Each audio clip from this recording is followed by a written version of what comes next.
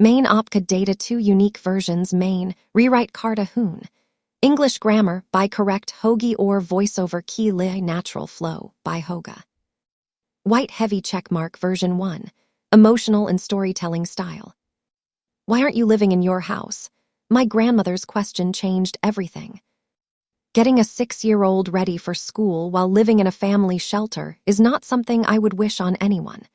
It feels like managing a tiny, chaotic airport, except the only passenger is emotional, the security line is made of shame, and somehow, one sock is always missing. That morning, it was Leia's sock.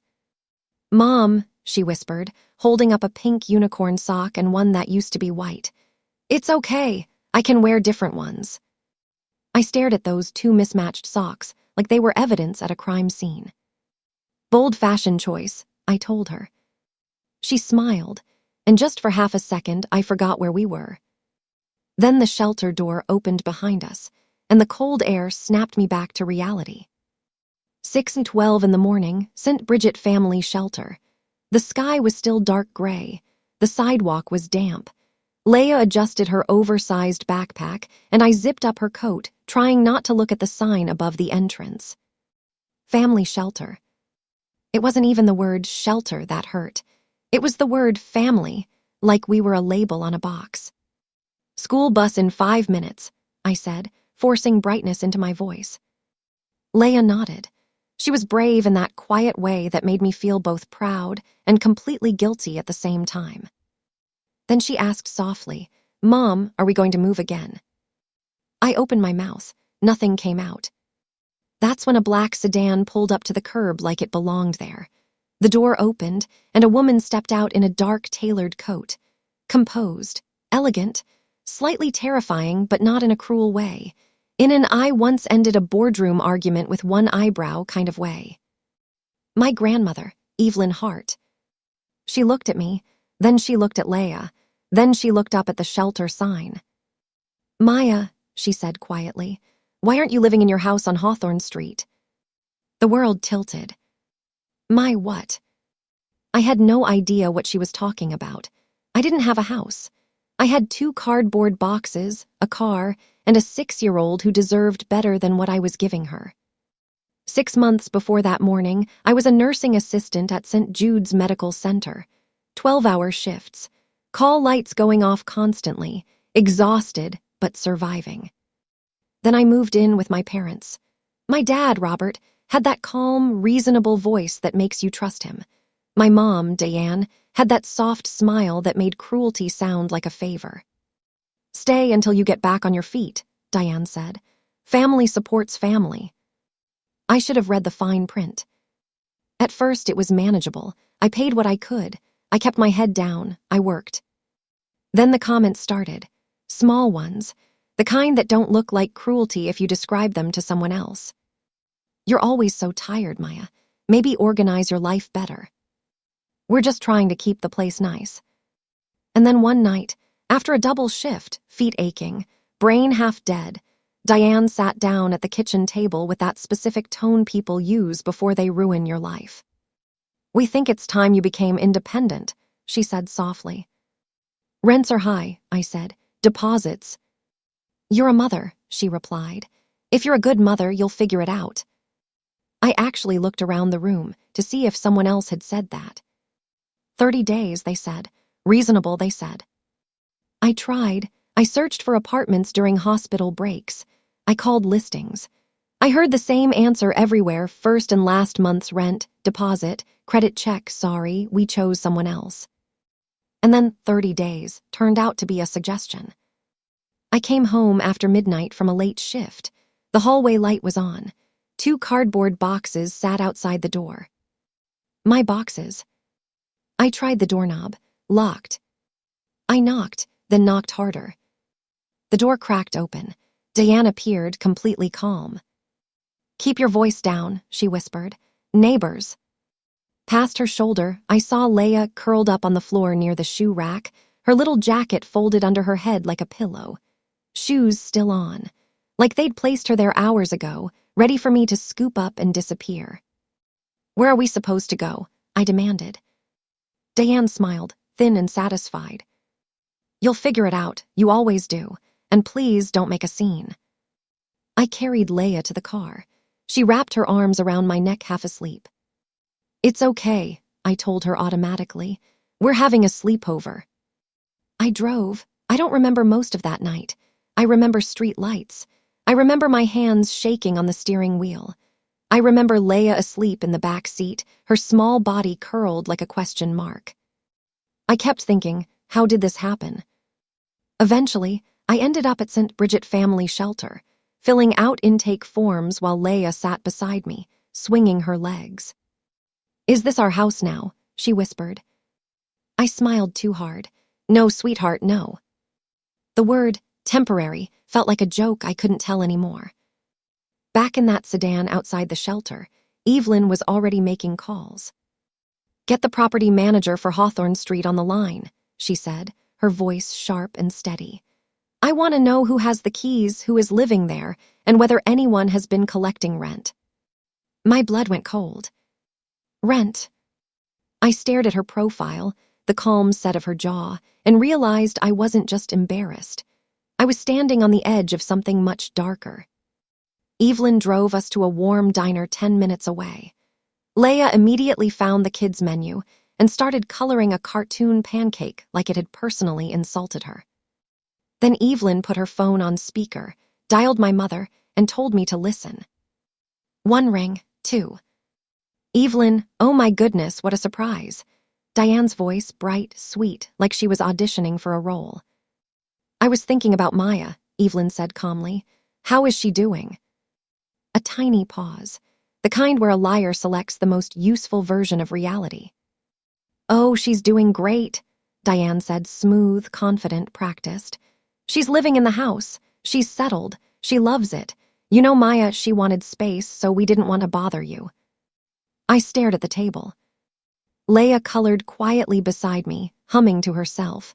She didn't understand the words, but she understood something. She glanced up at my face once, then colored harder, like she could scribble the problem away. Evelyn let Diane talk. She didn't rush liars. She gave them room to hang themselves properly. Then, very calmly, she ended the call.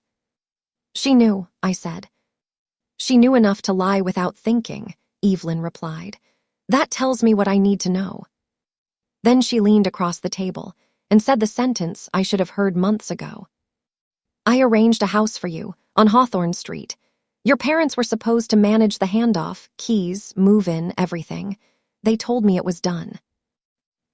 My knuckles went white on the edge of the booth. "Why didn't you tell me directly?"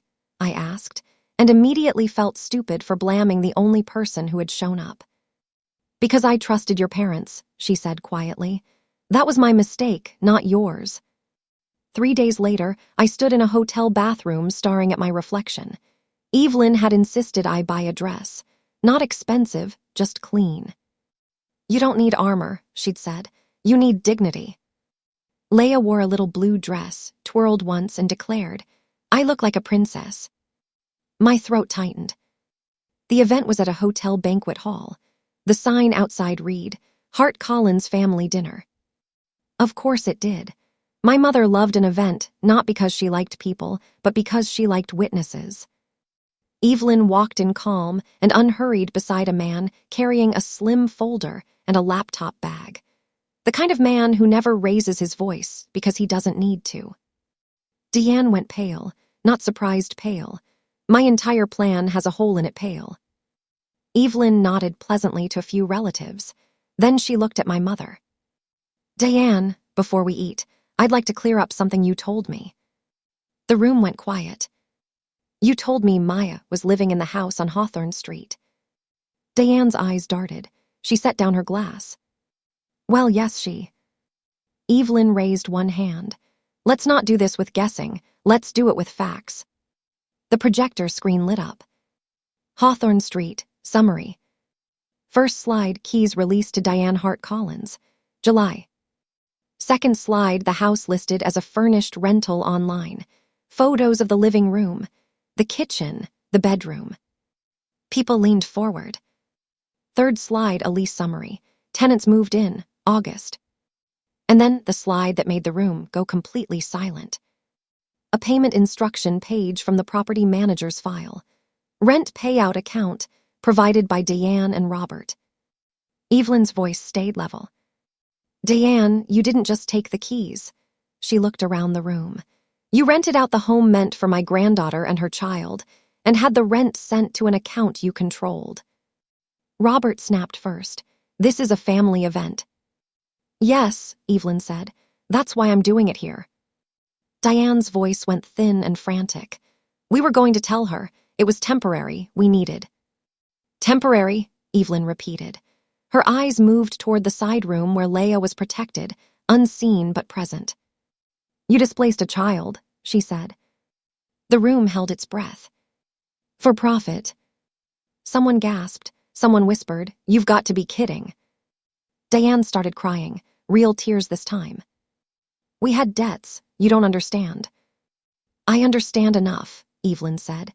And I'm done funding your choices. Starting today, Diane and Robert receive nothing from me.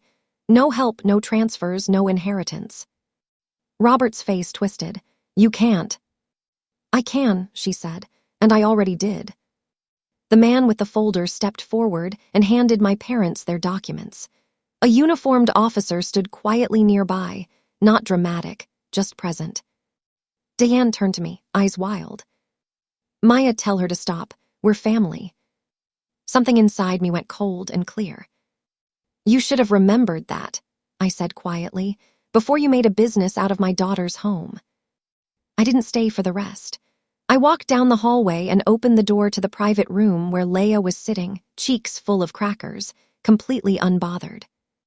Mom, are we done? I hugged her so tight she squeaked. Yeah, I whispered, we're done. She leaned back and checked my face carefully, like she was looking for storms. Can we go home? Yes, I said, we can. 6 months later, our life is beautifully, wonderfully boring.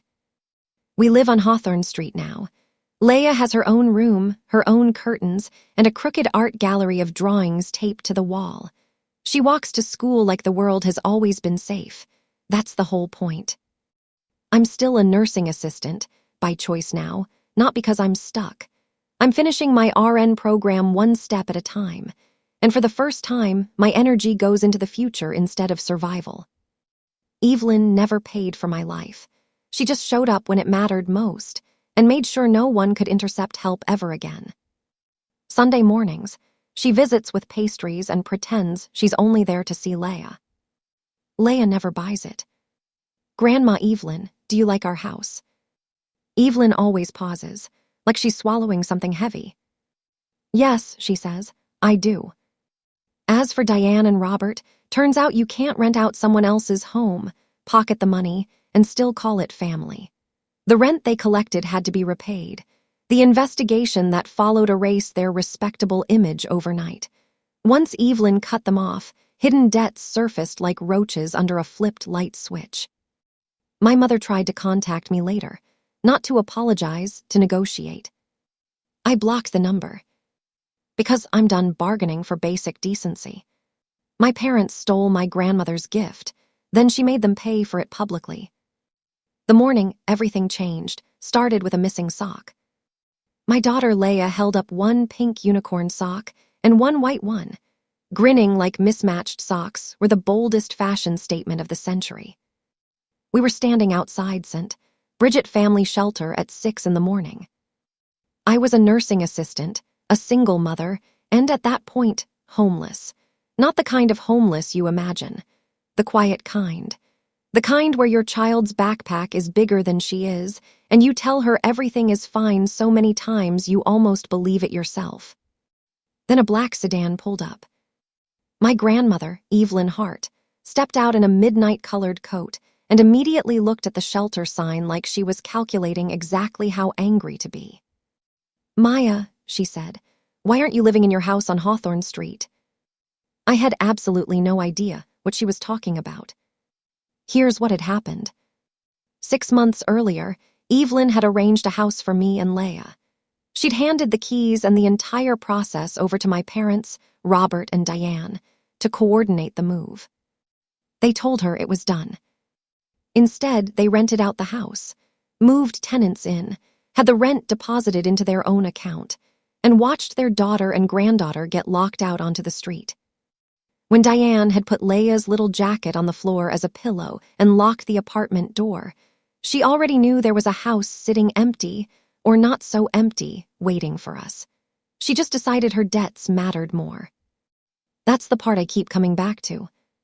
She knew. Back in Evelyn's Sedan, calls were already being made. Within hours, Evelyn had the property records, the key log, the lease agreements, and the rent payment trail.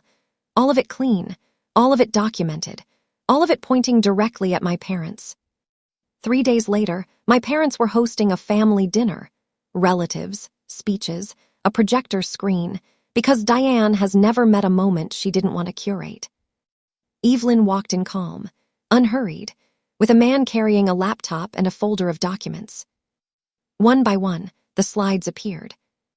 Keys released to Diane Collins, July. House listed as furnished rental, July. Tenants moved in August. Rent payments routed to Diane and Robert's account every single month. The room went silent. Evelyn didn't raise her voice once. You rented out the home meant for my granddaughter and kept the money. Robert tried to reclaim the room. Diane cried. They said it was temporary. They said they had debts. I understand enough, Evelyn said. Starting today, you receive nothing from me. A uniformed officer was present. Documents were served. And when Diane turned to me, eyes desperate, and said, "We're family." You should have remembered that, I told her, before you made a business out of my daughter's home. 6 months later, Leia has her own room, her own curtains, and a wall covered in drawings. She walks to school like the world has always been safe.